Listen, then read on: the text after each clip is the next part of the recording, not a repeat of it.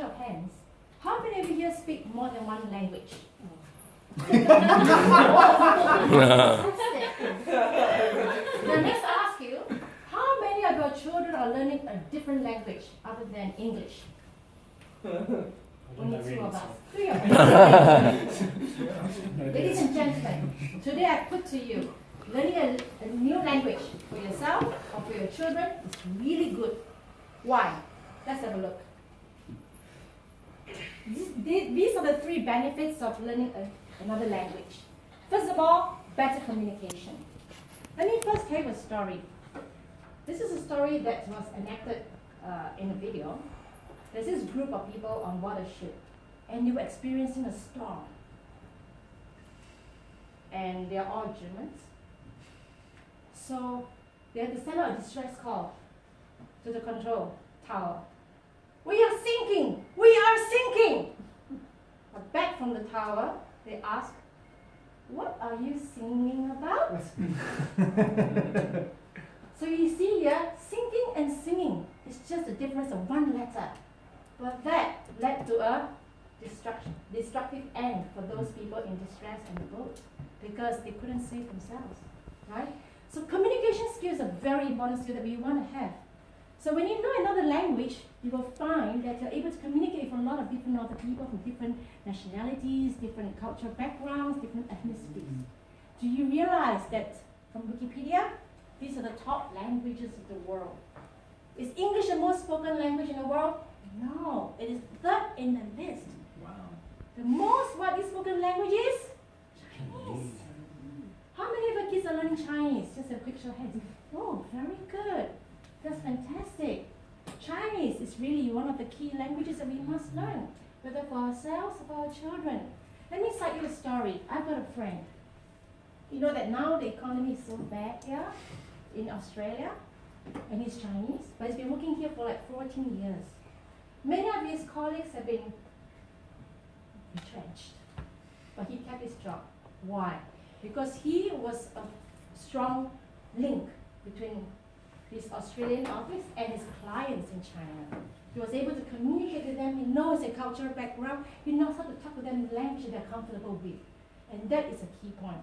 So languages, it's good to have other languages. So better communication, better connection with different nationalities, as you can see here. The second reason why we need to learn another language is opportunities. Once you know another language, it gives you better opportunities. For Roy and myself, we are Toastmasters, not just in English. Toastmasters Club. We also are members or even president of Chinese Toastmaster Club in Singapore as well. Why is it so important to learn a different language? We want to show to our children that knowing another language is really good for them for the future. So yes, it leads to also better mobility. You can work anywhere, not just in Australia, not just in Singapore, anywhere literally. And thirdly, do you know that learning another language delays the onset of aging? Studies have shown that learning another language will delay the onset of dementia by 4.5 years. This was taken from one of the studies from MIT, right? So many of you say, hey, I quite buy into what you're saying, Faith, but I feel that I may be too old to learn. Do you feel so? I'm so busy, I've got so many things to work on. Should I really be learning another language at this time? No, we want to try to pick up another language because this is one way for the brain to exercise. When we learn different language, different parts of the brain is stimulated. Now, some of you may say, hey, my kids, maybe it's not so good for them to learn Chinese at this stage in time. They're too young. One of the key things that our kids are going through in school right now is to pick up phonics. And you know in Chinese, if you were to learn, there's Hanyu Pinyin, which is the Chinese phonics. So right now in school, like in my children's school, they are learning Chinese, but they are not allowed to learn the Chinese phonics, which is Hanyu Pinyin, because they are afraid that there might be confusion. Now let me share with you my personal experience. My older kid is now 8 years old. He learned phonics all the way in here, and then he went on to Singapore to pick up the Chinese Hanyu Pinyin phonics. And you know what? Surprisingly, he didn't get confused at all. Really, he didn't get confused at all. And knowing the phonics is so good because you can read any word and you'll be able to pronounce it correctly for English or for Chinese. So we're never too young to learn. So when is the best time to start learning a new language? When we start young as kids. That's the best. So today we only have Lee with children learning Chinese. I want to put forth to you that you should try to get your kids to start learning Chinese especially. Or any other any other languages if you like. So today, to demonstrate to you the value of learning Chinese in young, I brought along my prop. My prop can talk and can walk. So shall we now welcome our prop, my prop, Esther Young.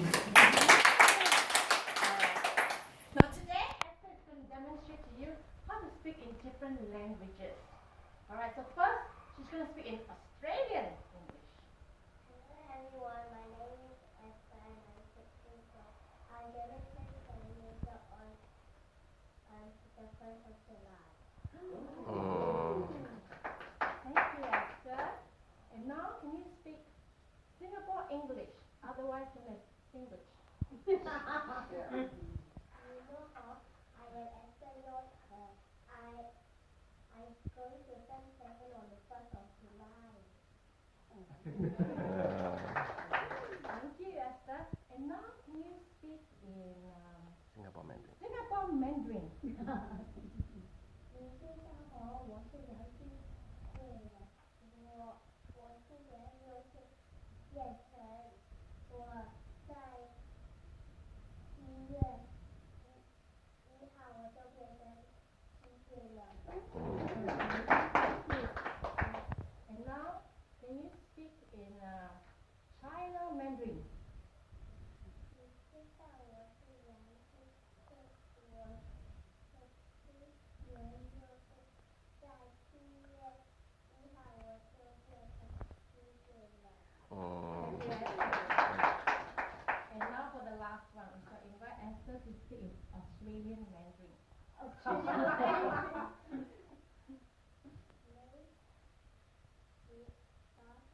我是杨金贵，我今年在8月2日我就7岁了。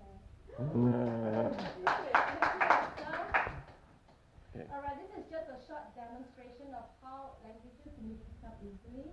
One of my key points is that children will learn languages, new languages, very fast when they're young. They absorb a new language, the vocabulary, the structure, just like a sponge.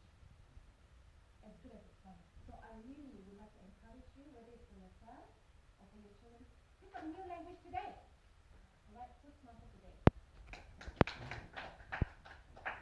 Question answer? Oh yeah, sorry, I have a quick. Sorry. I'm sorry. We shall now open the floor to 2 to 3 minutes Q&A. You can ask me any question you like, or you can ask Esther as well. What's your mother language? Her mother tongue is actually Mandarin. Yeah, but we speak mostly English at home. But she does take Chinese language classes in school. I have a question for Esther. Hello. Esther, do you like speaking so many languages? Do you have a favorite?